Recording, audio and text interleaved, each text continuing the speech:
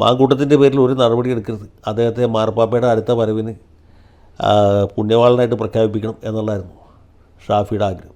സതീശൻ അതിന് വിലങ്ങ് അടിച്ചു നിന്നു. ഒരു കാരണവശാലും ഈ ആഭാസനെ ഈ പാർട്ടിയിൽ വെച്ചുകൊണ്ടിരിക്കില്ല. അവനെ നിയമസഭാ കക്ഷിയിൽ നിന്ന് പുറത്താക്കും, അവനെ പാർട്ടിയുടെ പ്രാഥമിക അംഗത്വത്തിൽ നിന്ന് സസ്പെൻഡ് ചെയ്യും എന്ന് സതീശൻ പറഞ്ഞു.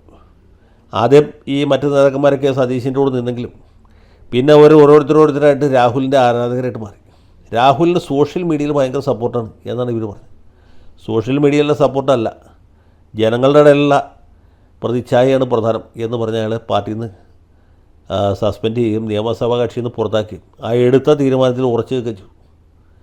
അപ്പോൾ ഈ ഷാഫി മാഫിയ എന്ന് പറഞ്ഞ ആളുകൾ, മാത്രമല്ല ഷാഫിയുടെ ആഗ്രഹം എന്തായിരുന്നു, നമ്മുടെ സണ്ണി ജോസഫ് മന്ത്രിയായിട്ട് പോകുമ്പോൾ ആ ഒഴിവിൽ KPCC പ്രസിഡൻ്റ് ആവണം എന്നുള്ളതാണ്. ചെറിയ ആഗ്രഹമൊന്നുമില്ല, പ്രായം കുറവുള്ളതിൽ ആഗ്രഹം വളരെ കൂടുതലാണ്. അപ്പോൾ ഈ ചെറുപ്പക്കാരൻ എന്നാൽ ശരി, നമ്മളിനി KPCC പ്രസിഡൻ്റ് ആവണം, ഇപ്പോൾ പ്രസിഡൻ്റ് ആവണം, 2031 കേരളത്തിൻ്റെ മുഖ്യമന്ത്രിയാണ്, ചെറിയ ചെറിയ ആഗ്രഹങ്ങളുള്ളൂ.